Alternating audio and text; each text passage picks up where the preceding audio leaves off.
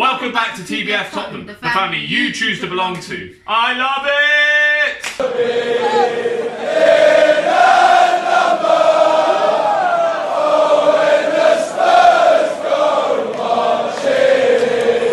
Thank you for tuning into our channel. And a big thank you to you, our subscribers. Never in a million years did we think that we'd have 50 subscribers in a week. Thank you very much. If you're watching this and have yet to subscribe, what are you waiting for? Hit that subscribe button now. Let's give them 5 seconds to do so. 5, 4, 3, 2, 1.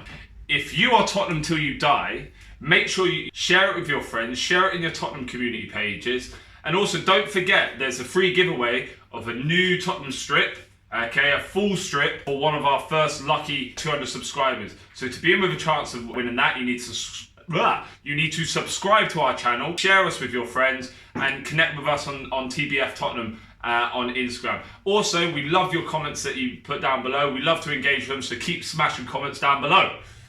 On Saturday, the boys played out a hard-fought point at the Etihad with a 2-2 draw. The Etihad, you know it's the Etihad, right? Yeah, well, it was funny. Okay, yeah, our predicted results were wrong. I think Luke went for a 3-1 win, I went for a 2-1 win, and neither materialised. However, if you would have said to me at the beginning of the season, we'll give you 4 points for your opening 2 games, we would have snatched our hands off of that. We're pretty happy with the result. Let's look at the stats.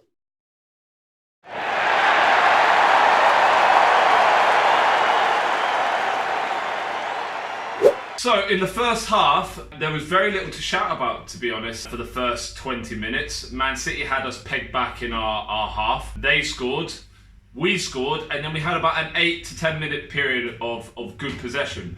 But for much of the first half, it was the same rhetoric. Man City attack after Man City attack. But Lamela did come up with a quality goal. Let's have a look at the goal. Oh my god, they scored and we need to score a goal now. I better have a shot. They haven't had any shots at us yet. I'm gonna shoot now. Ole, goal!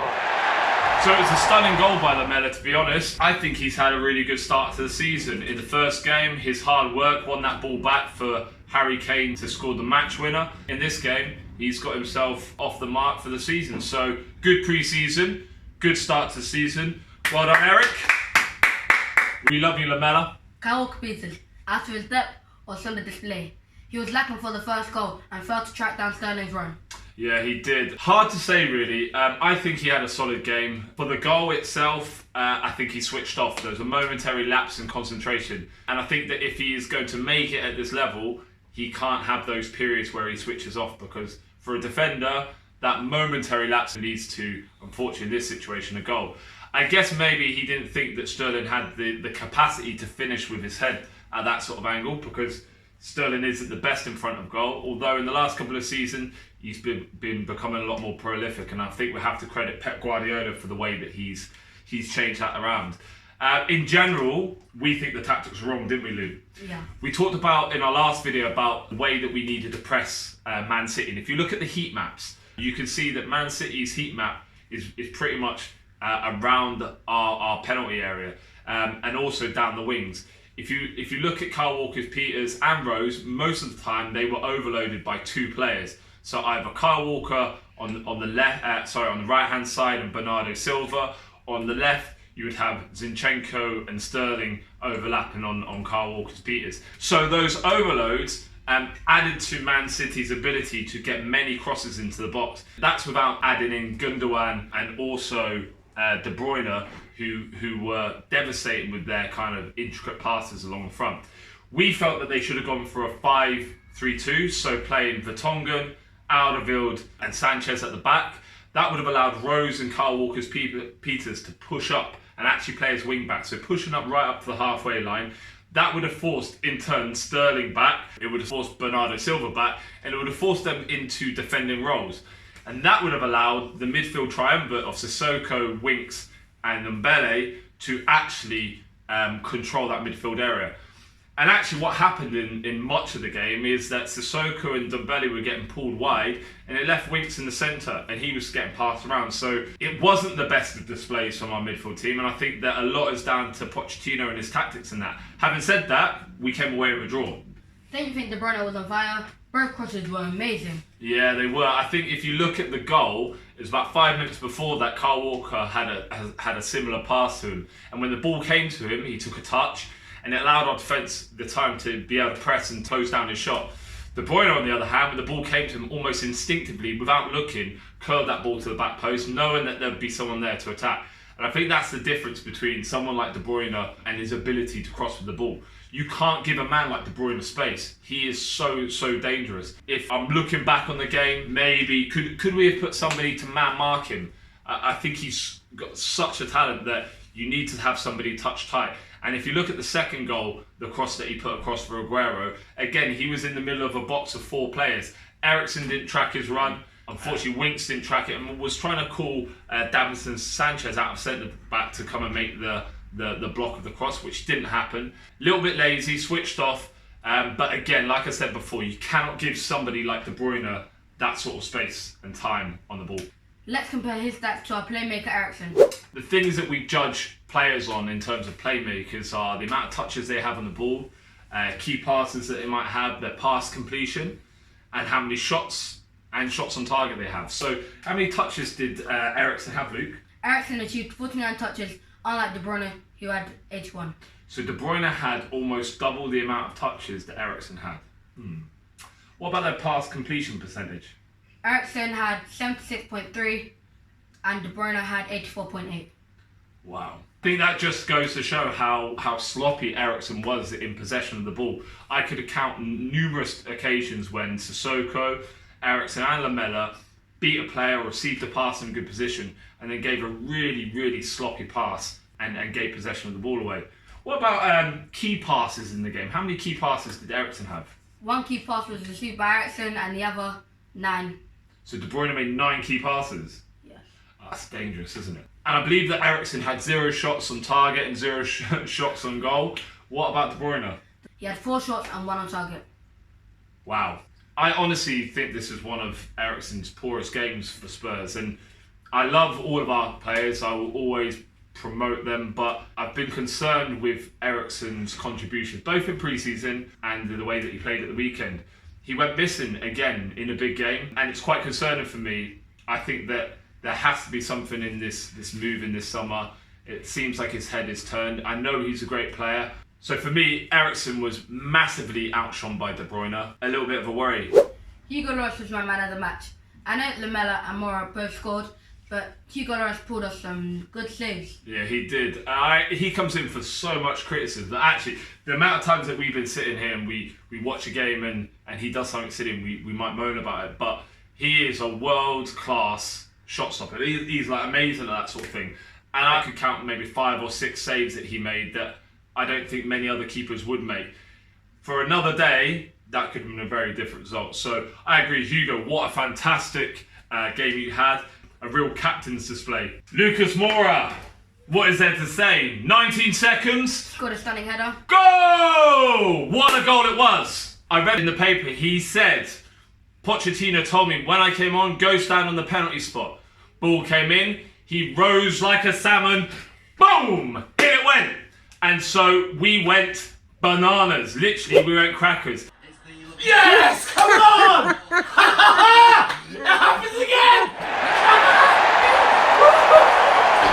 Show him hugging Aguero again. Show him hugging Aguero.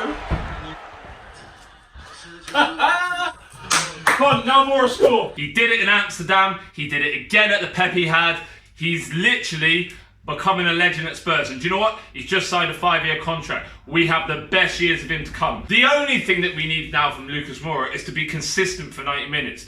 I was kind of a little bit perturbed when he played against Aston Villa because there's moments of brilliance and then he kind of fades away in some of the games. If he can manage that for 90 minutes, he would be an unstoppable talent for us. Lucas, my challenge to you is be consistent, pal. You'll nail down a starting spot. I'm sure of it. VAR, Luke. It was like the Champions League all over again. It was, wasn't it? Let's check out our reactions from that moment. VAR, my lord. VAR. Oh Lord, VAR. It happened again. Now, whatever your opinion is of VAR, whether it's right, whether it's wrong, it is the system that we're using. And do you know what? I think the new handball rule there is very, very clear. If a handball, deliberate or not, leads to a goal-scoring opportunity or a goal, then it is classed as a handball and it must be disallowed. So in this situation, the right decision was made. As it was back in the Champions League as well. Sorry, Laporte. Try not to flick it with your left arm this time. I think he did it on purpose, to be honest. And do you know what? It was brilliant watching Pep Guardiola's reaction again because they thought they won it in the death again. And what happened? Disallowed! No goal. Did you see Hugo Lloris's face? Yeah. Well, like Hugo Lloris was laughing, man. It was so funny. So VAR is our 12th man again. Lots of people are saying, "Oh, Spurs getting so happy about this VAR win." All I'm saying is that we've been on the end of those games before. We've been on the end of those games where we've played really, really well and we've lost. Champions League final was one for you because actually if that rule about handball was there then, it wouldn't have been a penalty because it wasn't a clear goal scoring opportunity and his handball didn't prevent that from happening. It was a cross into the box and Sissoko was directing his teammate. So actually, we could probably feel aggrieved as well. But let's get away with that. The final few moments of the game, we saw Jesus brought onto the pitch, and then there was that much reported spat between Aguero and Pep on the sidelines. He wasn't happy at being brought off, and probably not because Aguero hadn't scored against Spurs for 4 years until that game. So maybe he thought that he was going to come up with a winning goal. Jesus scores. You see the Pep Guardiola Aguero make-up. Obviously, yeah, they were hugging. You see Aguero like obviously looking at him like, Daddy, you were right. I know I'm right. I'm Pep Guardiola. But yeah, that happened, and then VAR happened. Jesus goes nuts. Pep Guardiola is in the conversation with Pochettino for a long time, and then you just see Aguero's face on the bench with his eyes like this. It was the right call. We didn't play too well. I think we set up tactically wrong from the start, as we said before. There wasn't enough pressing, but one thing that you have to say about a team that is a title contender is a team that can get points, grind out results against the big teams when they aren't playing well. And for me, that was what we did on Saturday. We have become a resilient team. If you look at the Spursy name that the media has given us, we're shaking that.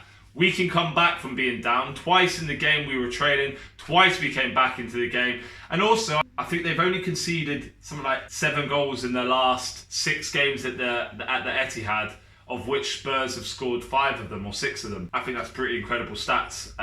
So well done, boys. Well done for getting that result. So, 2-2, 4 points. On to Newcastle. You've got to be confident about getting a result. Good start to the season, boys. Come on, you Spurs. Keep it going. Keep it going. Keep it going. Thank you for joining us on our game review. And we hope that you come back to join us for our preview of the Newcastle Spurs game later this week. Make sure you have bell notifications turned on so you don't miss that. Don't forget, rate my goal. Send us any videos of you at the park, at your house, doing shots, skills, tackles, anything.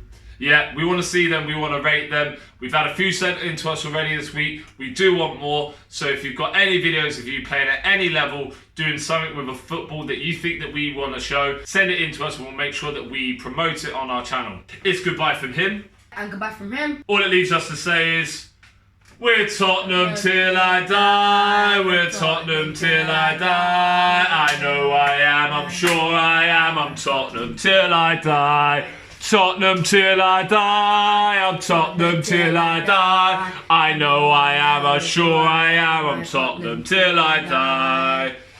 VAR, my lord, VAR.